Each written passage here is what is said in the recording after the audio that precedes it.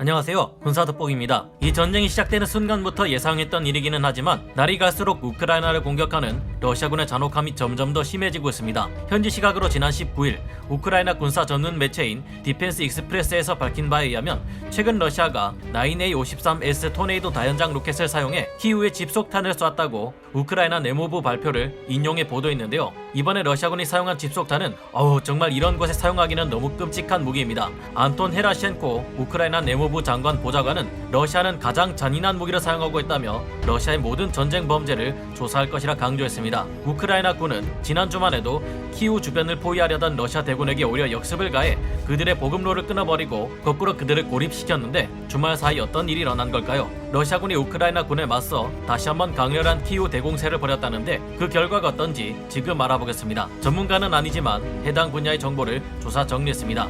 본의 아니게 틀린 부분이 있을 수 있다는 점 양해해 주시면 감사하겠습니다. 소모전으로 바뀌어가는 우크라이나 전쟁, 갈수록 잔혹해지는 상황. 한국 시각으로 3월 19일 토요일 오후 3시 10분 영국 국방부는 업데이트를 통해 우크라이나 군에 격렬한 저항에 부딪힌 러시아가 작전 방식을 바꿔야 했고 그에 따라 지금은 소모 전략을 추구하고 있다 밝혔습니다. 문제는 이로 인해 무차별적인 활용 무기가 사용될 것이기에 군인이 아닌 자들의 피해가 증가하고 우크라이나 기반 시설이 파괴되며 인도적 위기가 심화될 가능성이 높아지게 되었는데요. 우크라이나 군의 아조프 연대가 마지막까지 항전하며 적 지휘소를 급습, 탄약고와 보병 소대를 파괴하고 적 장교를 처리하는 활약을 보였지만 마리우폴은 함락 직전 상황에 놓인 것으로 추정됩니다. 결국 우크라이나 총참모부조차 마리우폴의 구원이 불가능하다는 판단을 내리고 러시아 도네츠크 군이 마리우폴 공항을 장악했습니다. 러시아군이 마리우폴 시내 중심가에 도달하며 사실상 이 지역은 러시아의 손에 들어가게 되었는데요. 전쟁의 양상이 소모전 형태로 흐르기 시작하면서 급기야 러시아군은 사용해서는 안 될 낙하산식 집속탄을 사용한 것이 확인되었습니다. 우선 집속탄이란 쉽게 말해 하나의 폭탄 속에 수백 개의 또 다른 소형 폭탄들이 들어있는 폭탄을 말합니다. 시한 장치를 통해 모 폭탄을 목표 상공에서 폭발시키면 그 속에 들어있던 자폭탄들이 쏟아져 나와 그 일대를 무자비하게 파괴하는 일명 모자폭탄, 클러스터 폭탄이라 불리는 살상 무기인데요. 이 무기는 제2차 세계대전 말 당시 적군의 진격을 저지하기 위한 목적으로 소련과 독일에 의해 처음 개발된 무기입니다. 집속탄은 다른 유도탄에 비해 정확도나 파괴력 면에서는 확실히 떨어지는 무기이지만 그럼에도 불구하고 비교적 장갑이 약한 전차의 상부를 파괴하는 것이 가능합니다. 장갑차나 벙커 등을 폭파할 수 있을 만큼 강력한 파괴력을 지니고 있기도 한데요. 그렇다고 해도 벙커버스터 폭탄으로 쓰이는 것들에 비하면 집속탄의 자탄 하나하나가 가진 위력은 약한 편입니다. 그러나 이 집속탄은 넓은 범위를 무자비하게 파괴하며 군인이건 군인이 아니건 가리지 않고 모조리 타격하는 잔혹한 무기라는 점이 문제인데요. 이외에도 자탄 하나하나의 불발률이 높아 그 당시 터지지 않고 불발 상태로 남아있다는 문제가 있습니다. 언제 터질지 모르는 지뢰와 같은 상태이기에 많은 논란을 일으킨 살상 무기인데요. 이 집속탄은 과거 2차 세계대전, 베트남전과 포클랜드 전쟁, 걸프전, 코소보 내전, 2001년 미국의 아프가니스탄 공격과 2003년 이라크 침공 때도 사용된 무기인데요. 하지만 2006년 이스라엘, 레바논 침공에서 이스라엘군의 집속탄 40%가 불발된 것들이 갑작스러운 폭발로 피해를 일으키자 2007년 노르웨이 오슬로에서 46개국이 모여 최초로 오슬로 선언을 채택하여 집속탄의 사용 및 제조, 보유를 금지시켰습니다. 2019년 4월 26일 기준 UNTC에 따르면 120개 국가가 회원국으로 가입되어 있는 상태인데요. 그런데 러시아는 이번 우크라이나 침공 때 지난달 2월 24일과 28일, 즉 전쟁 개시 이틀째와 5일째 집속탄을 사용했다는 증언이 여러 건 나왔습니다. 그때는 확실치 않았으나 이번 3월 11일엔 UN 인권사무소에서 러시아가 우크라이나에서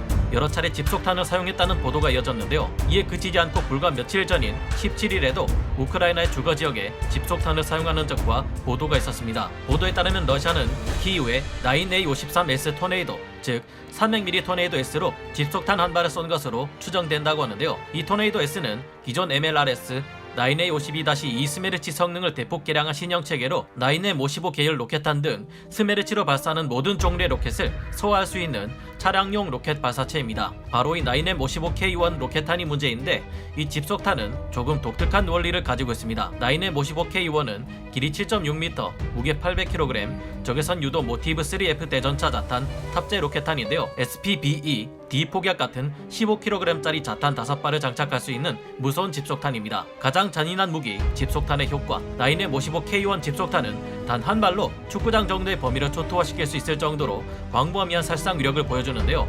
최신형 집속탄의 일종인 이 9M55K1 집속탄은 모탄에서 수십 개의 자탄을 실은 탄도가 분리되고 이 탄도가 낙하산을 타고 넓게 퍼져가다가 열을 감지할 경우 각각 수십 개의 자탄이 튀어나가는 방식으로 작용합니다. 이 때문에 일반적인 집속탄에 비해 적에게 더 정확하게 날아가 큰 피해를 안겨줄 수 있는데요. 현재 러시아는 최신형 항공기 발사 집속탄인 PBK-500U 드렐 실전 배치를 마친 상황이라 추가 피해 또한 우려됩니다. 드렐은 러시아 최대 구경 폭발물 제조업체인 테크마시 자회사인 NPO 바잘트가 제작한 길이 3m, 무게 500kg의 집속탄인데요. 이 드렐이라는 최신형 집속탄은 고고도에서 날아가는 전투기나 폭격기 등을 통해 투하되어 30km 이상을 활강 비행한 후 표적을 정밀 타격할 수 있습니다. 이 안에는 각각 15kg 중량의 SPBK 폭약이 들어있는 15개의 자기 유도형 자탄이 들어가는데요. 1kg 무게 탄두로 단 이 자탄은 적의 전차를 발견할 경우 150m 상공에서 발사되어 초속 3km의 속도로 달려들어 10cm 두께 장갑판을 뚫고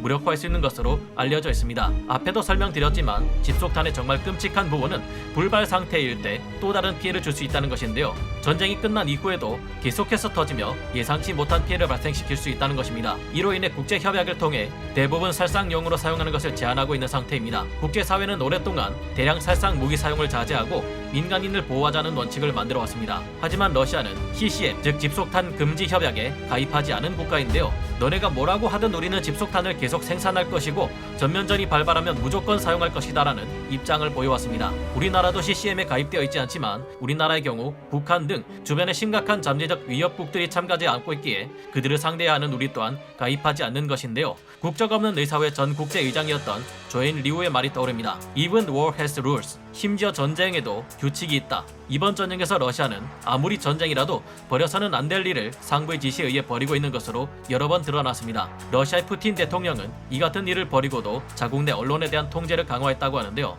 러시아의 크렘린은 이런 것들을 통제하고 작전상의 문제를 회피하며 자국민들에게 러시아군의 높은 사상자 수를 숨기는데 급급해하고 있다니 참 답답합니다. 불리한 상황에 처한 러시아는 현재 우크라이나와의 전쟁을 장기전으로 끌고 가기 위해 총동원을 선언할 가능성도 있다고 해서 더욱 우려되는데요. 전쟁을 통해 잃어버린 인적 손실을 보충하고 전쟁을 오래 끌며 협상이 있어 유리한 상황을 어떻게든 만들어내려는 것으로 보입니다. 아무리 그래도 그렇지 이렇게까지 했다간 러시아 국민들도 가만히 있지 않을 거라는 생각이 드네요. 이번 전쟁이 끝나면 이 같은 일이 다시는 우리 인류 역사에서 반복되지 않도록 반드시 책임자를 찾아내 추궁하고 그에 대한 책임을 물어야 할 것 같네요. 오늘 군사 돋보기 여기서 마치고요. 다음 시간에 다시 돌아오겠습니다. 감사합니다.